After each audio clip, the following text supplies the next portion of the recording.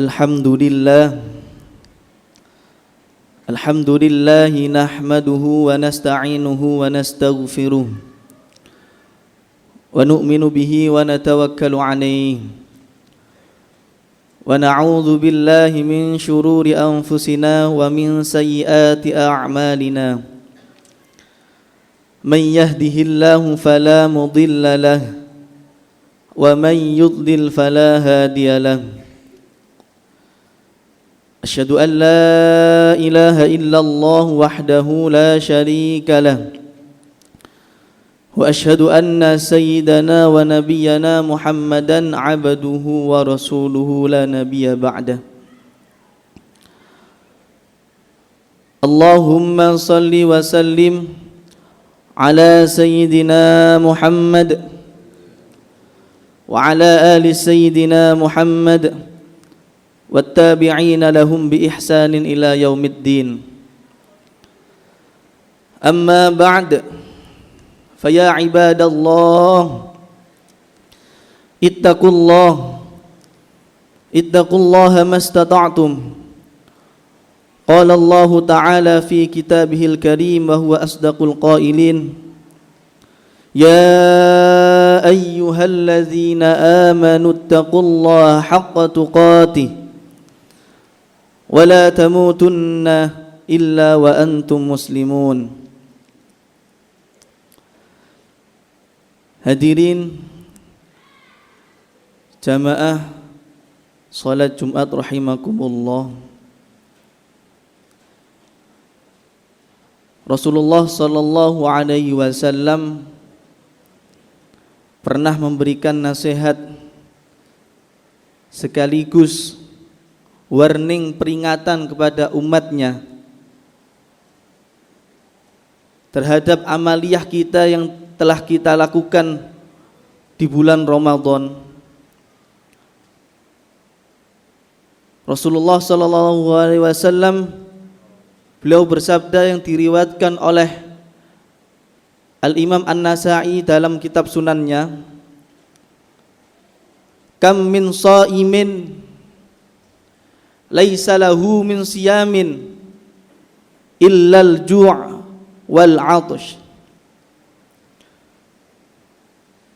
Betapa banyak orang yang berpuasa laisa lahu min siyamin, akan tetapi dia tidak mendapatkan apa-apa dari puasanya. Banyak orang yang menahan lapar, menahan dahaga pada siang hari,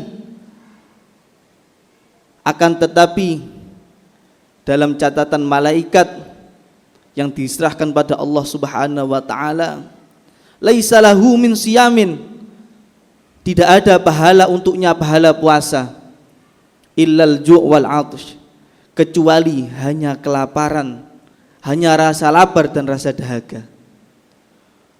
1400 tahun yang lalu Rasulullah sallallahu alaihi wasallam sudah mengingatkan pada kita agar kita berhati-hati, agar kita selalu waspada dalam menjalankan ibadah puasa.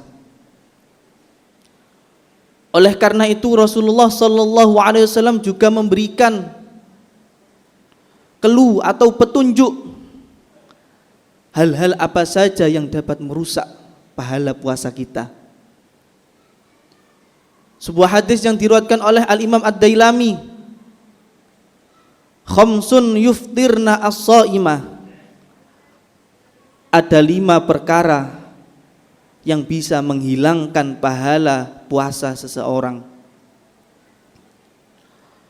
Apabila seseorang ini melakukan salah satu dari 5 perkara yang telah disabdakan oleh baginda Rasulullah sallallahu alaihi wasallam, maka puasanya akan sia-sia, walaupun tetap dihukumi sah secara fikih, akan tetapi dia kehilangan pahala puasa tersebut. Yang pertama yaitu ghibah. Al-ghibah, apa itu ghibah? Maka didefinisikan bahwa ghibah itu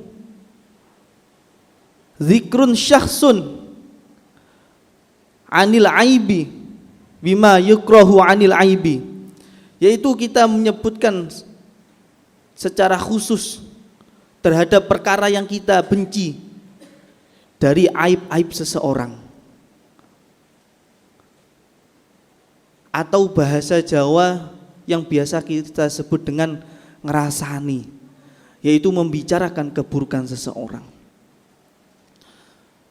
Dalam Islam, membicarakan keburukan itu tidak ada baiknya sama sekali.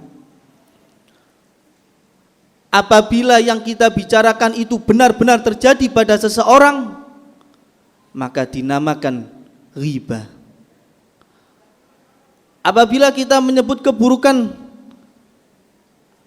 akan tetapi itu tidak ada terjadi pada seseorang, maka dinamakan fitnah. Hadirin jamaah Jumat rahimakumullah, maka membicarakan keburukan seseorang ini sama sekali tidak ada manfaatnya bagi kita, apalagi ketika kita sedang berpuasa di bulan Ramadan. Yang ada malah menjadikan pahala puasa kita hilang, tidak ada nilainya sama sekali di sisi Allah Subhanahu wa taala. Kemudian perkara yang kedua yang bisa menghilangkan pahala puasa yaitu an-namimah. Apa itu namimah? Namimah yaitu naqlul hadis min qaumin ila qaumin ala juhatil afsad, ala juhatil ifsad wasyarri, yaitu kita membawakan sebuah berita, sebuah kabar yang kita tujukan dari satu kaum ke kaum yang lain dengan tujuan untuk kerusakan, dengan tujuan untuk merusak persatuan, dengan tujuan untuk agar dua belah pihak saling membenci. Itu yang dinamakan dengan namimah, yaitu adu domba.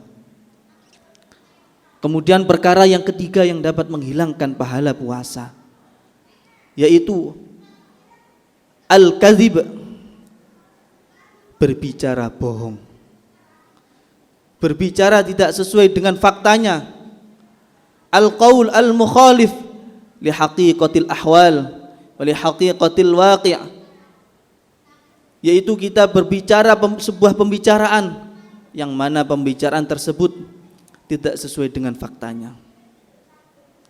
Apalagi kita sekarang hidup di zaman globalisasi, zaman media sosial, maka salah satu bentuk kadzib, menyebarkan kebohongan, yaitu menyebarkan berita-berita yang hoaks atau belum tentu kebenarannya kemudian kita sebarkan.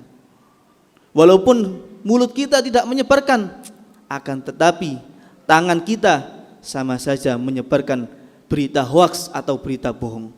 Maka itu termasuk hal-hal yang membatalkan, menghilangkan puasa pahala kita. Hadirin jamaah Jumat rahimakumullah.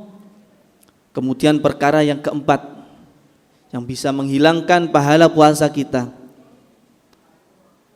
an-nadhru bisyahwah, yaitu melihat perkara dengan syahwat.